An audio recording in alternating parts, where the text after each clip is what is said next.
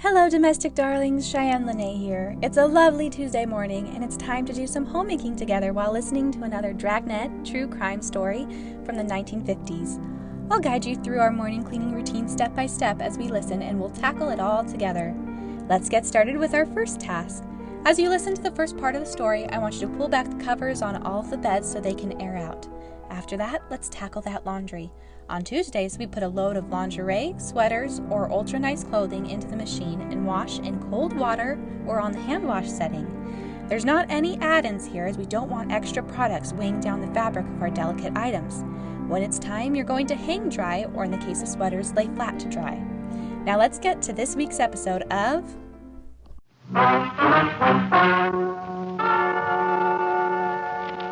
Ladies and gentlemen, the story you are about to hear is true. Only the names have been changed to protect the innocent. NBC brings you Dragnet.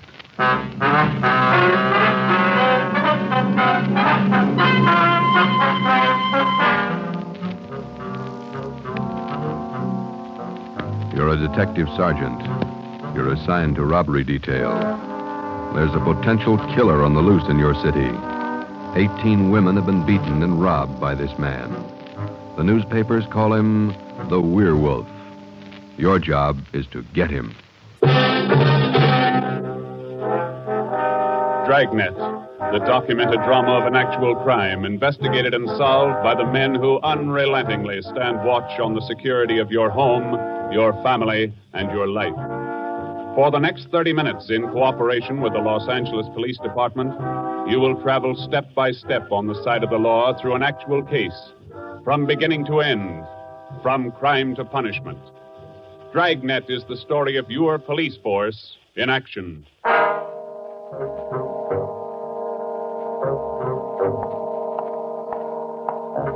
was Thursday morning, February 2nd. It was raining in Los Angeles. We were working the early morning watch out of robbery detail. Detectives in Los Angeles work in pairs. My partner's Ben Romero. He's a sergeant, and so am I. My name's Friday. The boss is Ed Backstrand, chief of detectives. I was on the way back from the teletype room, and it was 3 a.m. when I got to room 27A, robbery detail. Hi, Ben. What's up? Keep your coat on, Joe. Just had a hotshot call. Coming, Skipper? Right behind you. Let's go, Friday. Well, what was it, Ed? Another woman robbed, almost beaten to death. Well, how many does that make? About 18 in 6 weeks. Is that right, Skipper? Yeah, 18 too many. Come on down these stairs to the garage. Yeah. What about that suspect we had, Ed? You mean Martin? Yeah. Had to release him this morning. But I got a good tail on him, Henderson. Yeah. We got any report yet? Nothing definite to hold him for. Here's the garage. Let's hustle it. Right.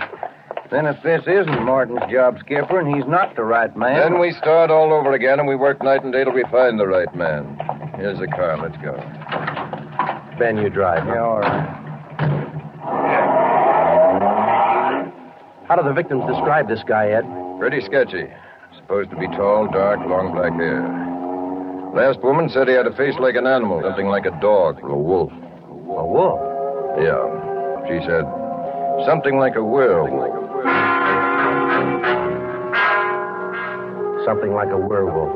Well, he almost had to be that, judging from the way he operated. He was either an animal or a raving maniac. One thing we were sure of, he was smart and he was dangerous. For almost 2 months, he'd prowled the streets in a stolen car in the early morning, usually between 3 and 5 a.m. And the victims were always lone women, most of them waitresses, coming to work or going home. He dragged them into the car, robbed them, beat them until they were unconscious, and then throw the body out into the street. That's just what we found when we pulled up to the curb near the corner of 8th and Grand. One cruiser car was already there, and so was the ambulance. About a dozen people were standing around looking at the crumpled figure of a woman sprawled out on the sidewalk.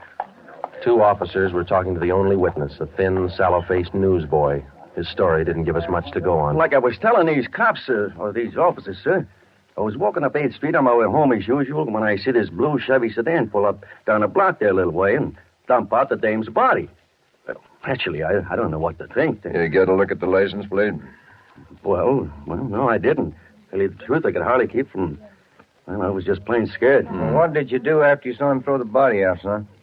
Well, I just stood there for a minute, and the fellow in the car drove right on past me. Did you get a look at him? I sure did. How close were you when he drove past? Well, now, it couldn't have been more than, 8 or 10 feet away. I was right over there by the street light near the curb. Would you know this man if you saw him again? I don't know about his height or his build or his weight, but, mister, his face I'll never forget. Why do you say that? It was just like the paper says about him. Right here on the front page. Here, read it. See? Woman says attacker looked like werewolf. It's time for our next homemaking task. As we listen to the next part of the show, let's tackle the next task that's always out to trip us homemakers up, the dishes. We're going to unload the dishwasher and fill one side of the sink or dishwashing tub with very hot, soapy water. A pro tip that has very literally saved my entire homemaking reputation on many occasions is to fill the sink with soapy water before I begin cooking each family meal I serve. For me, that's usually breakfast and dinner. Let's get to it.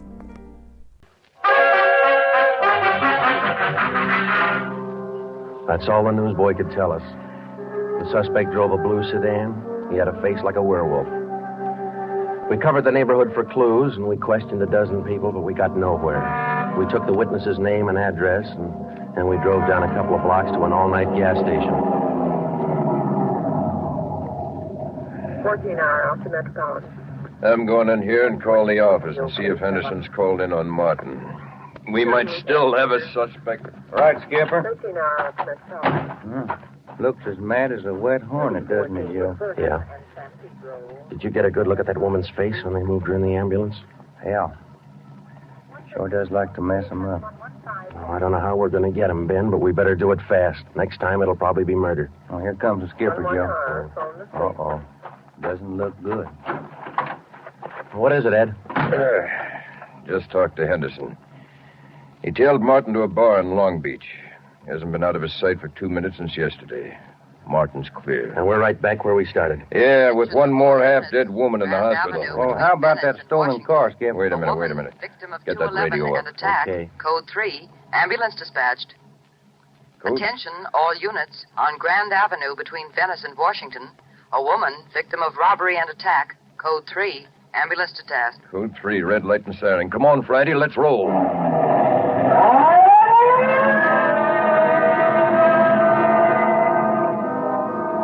We couldn't be sure, but it sounded like another one. 6 minutes later, we were there. Same story. Werewolf. The next day, the chief ordered the number of cruiser cars doubled in the Central District. This was for the early morning watch with plainclothesmen to back them up. Then the newspapers played it vague, and in 2 days, the story was on the front page of every paper in town. Maybe that should have made the werewolf lay low, but it didn't. Because at 4 o'clock that morning, while Ben and I were patrolling with the other cars, he got his 20th victim. Attention, all units. Whittier between Soto and Matthews. A woman victim of 211 and attack. Code 3. Ambulance dispatched. Here's a report on that blue sedan he used the other night, Joe. Found it out on Anaheim Telegraph Road. Any luck with it? Not one fingerprint we can use. Anything else? Nothing. Well, how about the auto theft detail? Same old story, Joe. He steals a car, uses it once, and then drops it. Never leaves a thing behind. Well, that's great. We're sure moving fast. How about that big guy you picked out of the lineup this morning? Oh, I checked his alibi. It's perfect. Now we haven't got even half a clue. Yeah. Well, come on, let's check with Ed. He's instructing the policewomen on the plan for tonight. All right. Now you've heard the report. You understand how the suspect operates and what you're to do. I think so. Remember, all of you forget you were ever policewomen. Change the way you walk, the way you carry yourselves. That's the part you're playing, all right? Okay. And be careful and don't take any chances. All right, Freddie. Okay, Ed. Now, just to make sure you look the part, we're spotting each one of you at different restaurants and coffee shops throughout the Central District. And from 7 o'clock tonight until daylight tomorrow, each one of you is going to be a waitress. You got that? Yeah. Okay, Ben, you want to give them their assignments? Okay, Joe. Well, here's the way it lines up. Marge Kissel at the Top Hat Cafe. That's on 9th Street between Alpharetta and Westlake. Okay. And Katie Welch, Joe's Coffee House, Brooklyn, Soto. Right. Pat Fielden at the All-Night Steakhouse on Figueroa Street between Florence No, the trick of using decoys to lure criminals into a trap wasn't exactly new, but, well, it was just one of the old tricks that we figured might land the werewolf behind bars. At 7 that night, Ben and I made the rounds and found each of the policewomen on her job as a waitress. Well, the overall plan was simple. The girls were to leave the different restaurants between 3 and 5 a.m. that morning and pretend they were walking home. We mapped different courses for each one of them to throw out as much bait as possible and yet not to make it look suspicious. Each policewoman, from the time she left the restaurant and stepped out into the deserted streets, would be pretty much on her own. We had officers planted all along the way at designated intervals, but a big element of chance and danger was still there. All we could do was cross our fingers and hope. How much more time, Joe? Let me see. She's due in 2 minutes. Yeah. Waiting gets on your nerves. And it won't be long. This corner doorway's a pretty good lookout spot. Yeah. Wait a minute. Listen. Who is it, Joe? Can you see? Get back. What is it? Wait a minute. It's Marge Kissel. There's a man following her, a big guy. If it's the werewolf, where's his car? I don't know. Maybe he changed his plans. Get back. Here they come.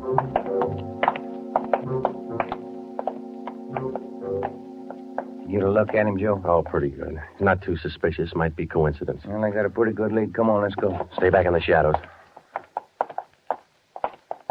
Hey, Joe. Hmm? So where'd the guy go to? I lost him. The little coffee shop up in the next corner, see? Take a look. Oh, yeah. He's opening the door. He's turning on the lights. Looks like a false alarm, Joe. Well, let's check him anyway.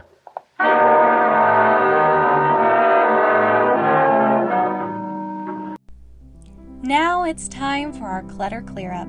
It's surprising how much less overwhelming clutter can be when it's gathered up from everywhere and put in one spot. So I want you to grab a big laundry basket or rolling cart, and you're going to go around the house and pick up all the clutter and place it in the box. Any dirty dishes you find can be placed right into the soapy water in our sink from the last step. If there's an overwhelming amount of clutter, don't fret. You can focus on just the clutter in one room or area. Once the clutter is in a basket, you can put the items in their proper homes throughout the day if you run out of time.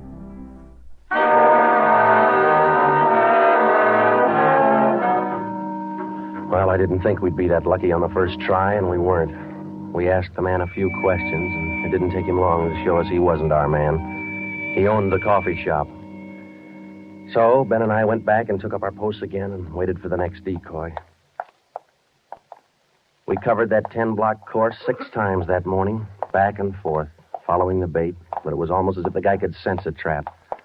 Not once did we get a nibble.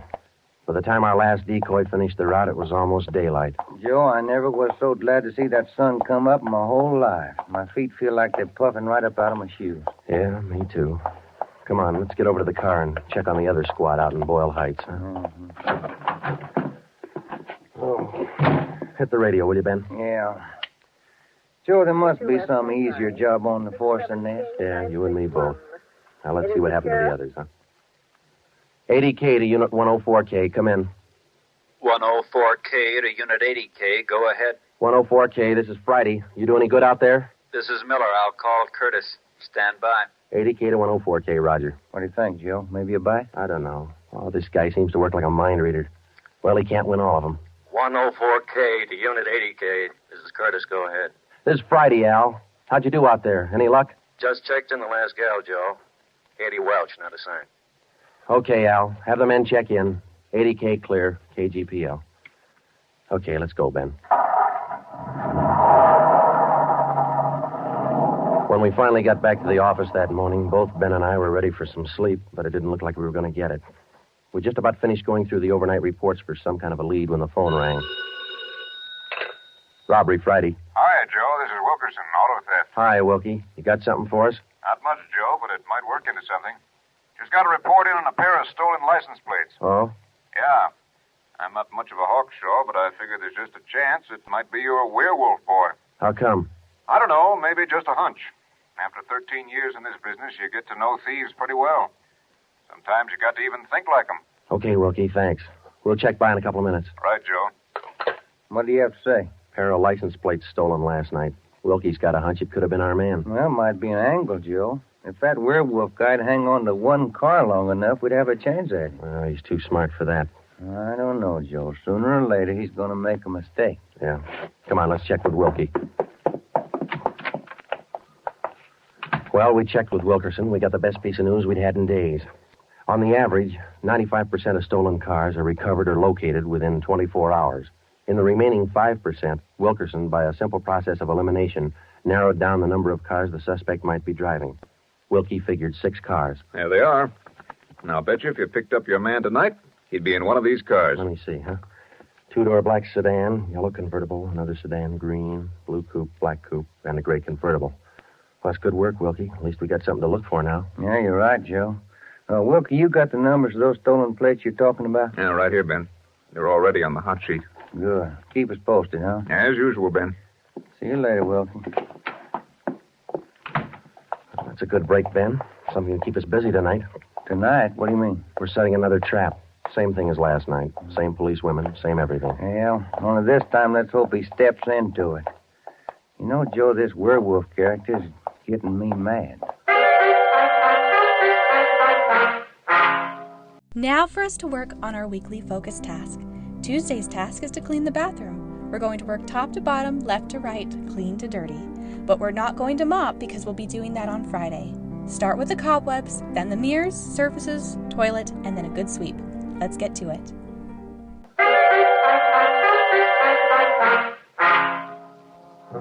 That night, we followed in our own footsteps.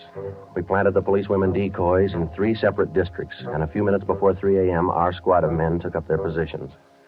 The same policewomen went to their waitress jobs in the same restaurants, and Ben and I and the rest of the men stood in darkened doorways or empty filling stations or whatever cover we could find. And we waited and waited. What time is it, Joe? Let me look.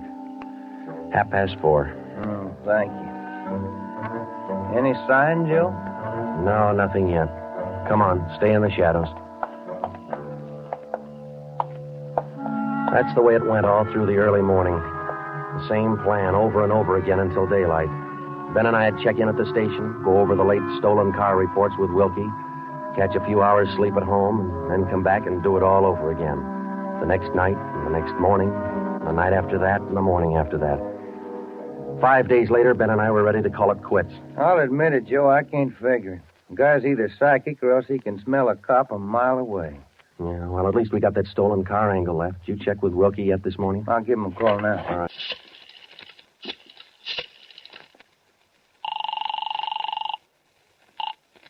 Auto theft, Wilkerson. This is Ben, Wilkie. Got anything for us this morning? Yeah, I was just going to call you. You fellas ought to let me solve your cases for you. Why? What'd you get? The boys picked up 3 of those 6 stolen cars since late yesterday. Great. Now, what does that leave us with? Well, here are the 3 still missing. Yeah. 4 X-ray 763. Yeah. 5-6 Young 342. Uh-huh. 6-1 Robert 385. Yeah. Got those? Yeah, thank you, Wilkie. Check you later. Good news? Remember those 6 missing cars? Yeah. Wilkie says the boys found 3 of them since late yesterday. Here's what's still out. The blue coupe, the yellow convertible, and the gray convertible. Yeah. Well, this feels like the right track for a change, Ben. Friday, Romero, got a minute? Sure thing, Skipper. Come on, Joe. What do you got, Ed? Woman out in Hollywood just called in with this. She said she walked down to the corner from her house last night to mail a letter. On the way back, a guy pulled up in the car and tried to drag her inside. Any description? Big, heavy set, dark, same thing. Well, how'd you get away from him, Skipper? She said she started running as soon as he made a motion toward her. When he saw her run up the steps of her house, he jumped back in the car and took off. Well, how come she didn't call in before this? She hasn't got a phone. She's afraid to leave the house again until this morning. Sounds good, Chief. You got her address there? Here you are. Mrs. Tom Burdick, 1237 Wilcox, apartment 10.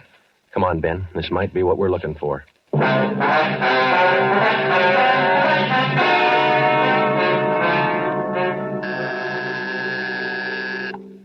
is it? Who's there? Sergeant Friday, ma'am. Police. Oh, just a moment. I'm Sergeant Romero, Miss Burdick. This is my partner, Sergeant Friday. We come out to check on your call about that little trouble last night. Oh, well, I don't know if I'm going to be much help to you. I was so frightened about all I could do was just run. Well, could you add anything to the man's description, Miss Burdick? I mean, other than what you told the chief on the phone? Well, now, honestly, I don't think I can. All I saw was this tall, dark man jumping out of his car and starting for me. He had a heavy build and seemed to me, well, a large head, with lots of long black hair. Miss Burdick, would you recognize this man if you ever saw him again? Well, I think I might. He was such an unusually big man, almost frightened me to death. Well, just one more question, Miss Birdie. Could you describe the car this man was driving when he approached you? His car? Mm-hmm. Why, yes. It was a gray convertible. Miss Birdie, are you sure of that? Yes, I'm sure of it. A gray convertible. Thank you, Miss Birdie. That's all we wanted to know. Sometimes when you're on a case, you can chase yourself around in circles for weeks trying to fit together just two little pieces of a yard-long jigsaw puzzle. And a lot of the time, you find the answer where you least expect it. But once you get that feeling you're after the right man in the right way, there's nothing that can shake you. When Ben and I got back to headquarters, we went straight to the chief's office with the story, and we had him stake out the gray convertible. In other words, if any detective or officer spotted the car, he reported it back to us, but he stayed away from it. We figured that there probably weren't more than two of the victims who could take the witness stand and identify the man who robbed and beat them. Not with a smart defense lawyer, anyway. So there was only one way to catch this suspect. Red-handed. Here they are, Joe. Both sets of license numbers for that gray convertible. Here are the original, and here are the numbers on the stolen plate. Good. Everybody got a hot sheet? From the chief all the way down to the janitor. Fine. Now let's get together with Ed, huh? Hot shot, Joe. Grab it. I got it. On the corner of California and Oakwood, a woman badly beaten. On the corner of California and Oakwood, a woman badly... Come on, Ben, another one. But, Joe, it's broad daylight. Yeah, doesn't figure, does it? Come on.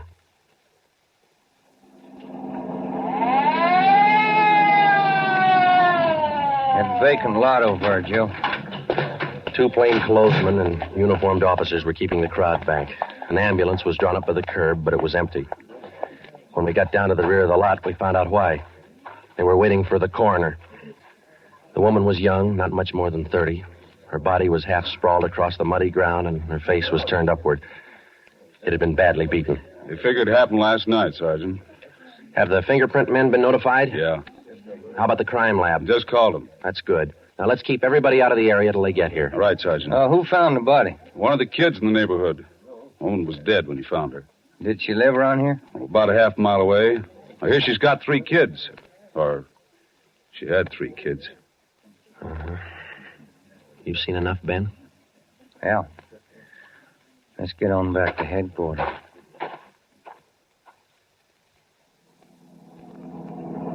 All the way back to headquarters, Ben and I planned our next move. And by the time we got to Ed Backstrand's office, we knew exactly what had to be done.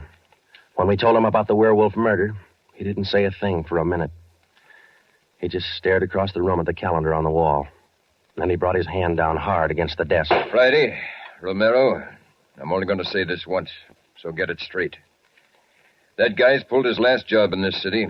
He's through robbing and beating women, and he's through with murder. I've given you time to track him down, and now I want him in. No stalls and no excuses. I want him. I don't care how many men you use, and I don't care how you get him, but get him. That's all. Ben and I worked all that afternoon, right through dinner, up until 8 o'clock. By that time, the overall plan was down on paper and already in action. It was one of the biggest things we'd ever tackled, and, well, we didn't know if it was going to work. We only knew it had to work. We had a squad of 65 cars to stretch out over 40 square miles of the city in one big dragnet. The blockade itself would be stationary most of the time, and working inside it would be 2 cars, 14 policewomen as decoys, with 2 plainclothesmen assigned to watch each policewoman. If and when the werewolf was sighted in the gray convertible, we'd automatically take over the police radio for the whole city, and Backstrand would direct the chase from headquarters. A little after 8, we had coffee and hamburgers, and we went to Ben's for a few hours. Ben tucked his kid in bed as usual, and then he laid down for a nap. I talked to his wife until I dozed off in the chair. At 11:30, she woke us up. I combed my hair, put on my coat. Cops' wives are like everybody else's. They worry. When we met Ed at headquarters, we did some last-minute checking on details with Backstrand for about a half an hour, and then we were all ready to go. By 5 minutes past 2, half the Dragnet crew pulled out of the police garage and scattered over the city to their places. By 2:35, the other half pulled out, and a few minutes later, Ben and I followed. At 3 minutes to 3 that morning, Backstrand took over communications and checked every car in the operation. Stand by. 617. It was a good start. Every man in his right place by the right time. The trap was set.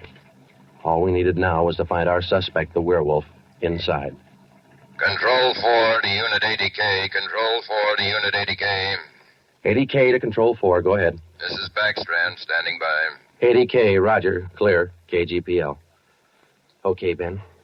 Now let's go find him. I got a hunch, Joe. Let's try the Wilshire district first. Sounds all right to me. Let's go.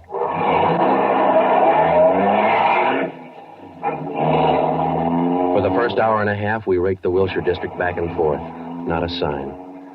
Then about 38 minutes past 4, we headed back for the downtown area and parked in an alley where we could double check on one of our policewomen decoys. Here comes one of the gals now, Joe. Pat Field. Bet her feet are almost as tarred as mine. See anything else, Ben? Nothing. Quiet as a church. No, wait a minute. Car just turned the corner. Heading up in the same direction she is. Joe. Joe, it's slowing down. Wait a minute. It's pulling up beside her. It's a gray convertible. It's him, Joe. Come on. Ben, get out. He sees us. He's got a gun. You all right there? Yeah, look at that guy take off. 80K to Control 4. 80K to Control 4. Control 4 to Unit 80K. Go ahead. We've spotted the suspect. He's driving a gray Ford convertible, license 61 Robert 385. Suspect's headed east on Olympic from Alameda, driving without lights. Suspect is armed. He had a fast car and he knew how to drive it. We almost lost him twice. 2 minutes after we sighted him, Backstrand took over full radio control. Control 4 to Unit 80K. Your location? 80K to Control 4. We're traveling at a high rate of speed, headed east on Olympic, crossing Soto Street. Control 4 to all units. Stand by. Units 11A, 12, and 13R close in on the intersections at Olympic and Lorena. Units 41, 42, 45, and 104K move on the next 4 crossings east of that. To the north and south, units 105K, 14A, 17R, 43T. Block all main arteries.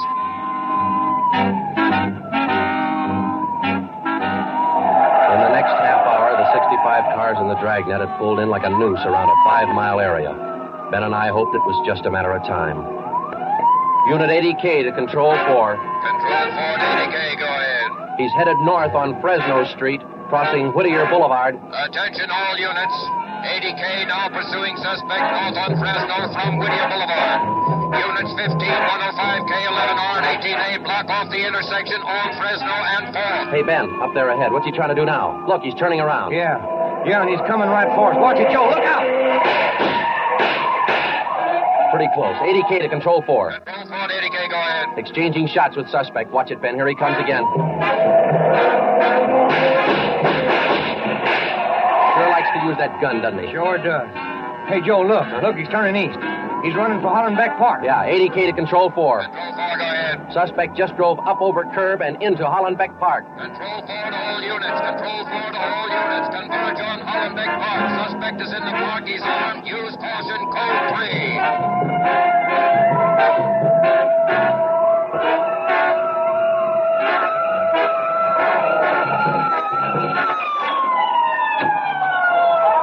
There he is, Ben. Watch it. Looks like a night baseball game with only headlights. Yeah, come on. Let's get him. Yeah. Never say die, huh, Joe? Joe, can you get a shot at him? Don't shoot! Don't shoot! I'll give up! Don't shoot! Then step out in the open and get your hands in the air. All right, I give up! But don't shoot! You're a brave killer. Yeah, come on. All right, you get your hands in the air. Come on, higher. Joe, look out. He's got a knife. I got him. Joe, those women were right. He does look like a werewolf. Yeah. You got your handcuffs? Yeah.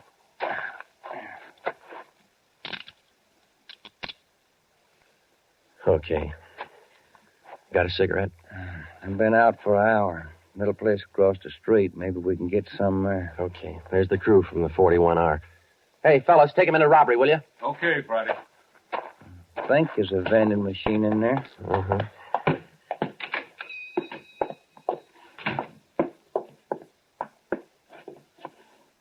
Say, you got some change for the cigarette machine, mister? I think so. Say, who was that guy all them cops were after over in the park a little while ago? I picked up the werewolf. Been reading the papers? Yeah. You fellas cops? Yeah. Sure made it easy for you, didn't he?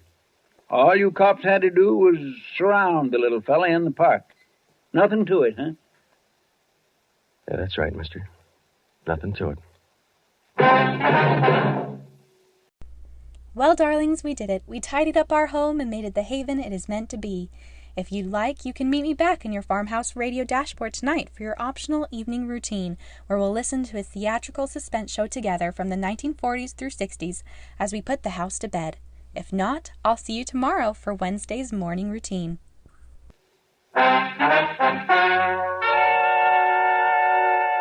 The story you have just heard was true. Only the names were changed to protect the innocent.